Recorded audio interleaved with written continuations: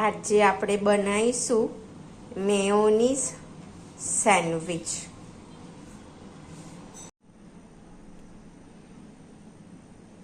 આ 1 cup mayonnaise છે. એની અંદર આપણે આ 1 કપ ડુંગળી,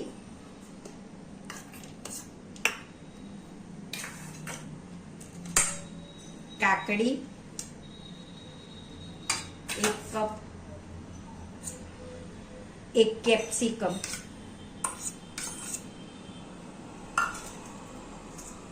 આ 1 કપ કોબી,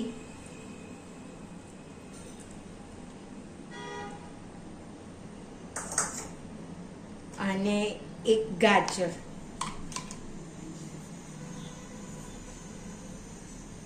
હવે આ બધાને મિક્સ કરીશું આપણે.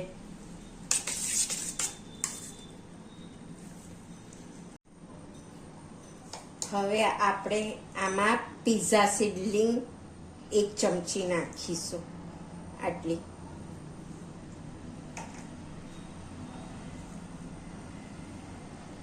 આ રેડ પેપ્રિકા 1 ચમચી, અડધી ટીસ્પૂન જેટલો મરી પાવડર, 3 ચમચી ખાંડ,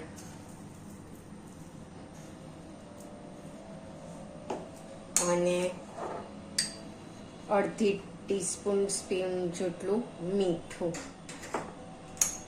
અને આ 100 ગ્રામ ચીઝ છે એ છીણીને અંદર નાખી દેવી.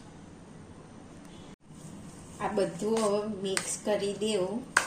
અને આમાં છે તો જે શાકભાજી નાખ્યા છે એ તમારા ઘરમાં જે રીતે ખવાતા હોય એ રીતે નાખી શકો.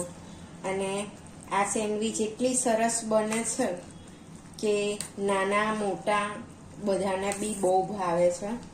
અને નાના છોકરા શાકભાજી ના ખાતા હોય તો આવી રીતે સેન્ડવિચ બનાવી અને તમે ખવડાવી શકો. હવે આપણે બ્રેડમાં 2 સાઈડ બટર લગાવીશું.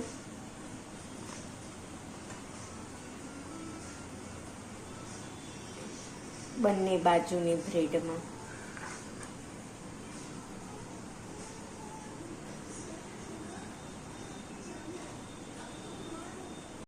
પછી જે આપણે મેયોનીઝ અને બધું શાકભાજી અંદર એ કર્યું હતું એ પૂરણ આ સેન્ડવિચમાં ભરી અને ટોસ્ટ કરવા મૂકીશું.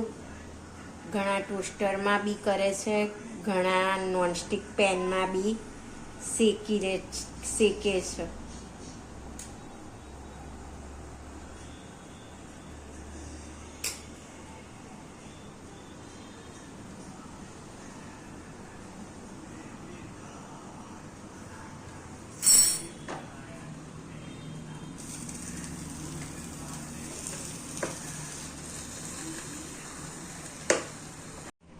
આ સેન્ડવિચ ગ્રીન ચટણી કેચઅપ સાથે બહુ જ સરસ લાગે છે.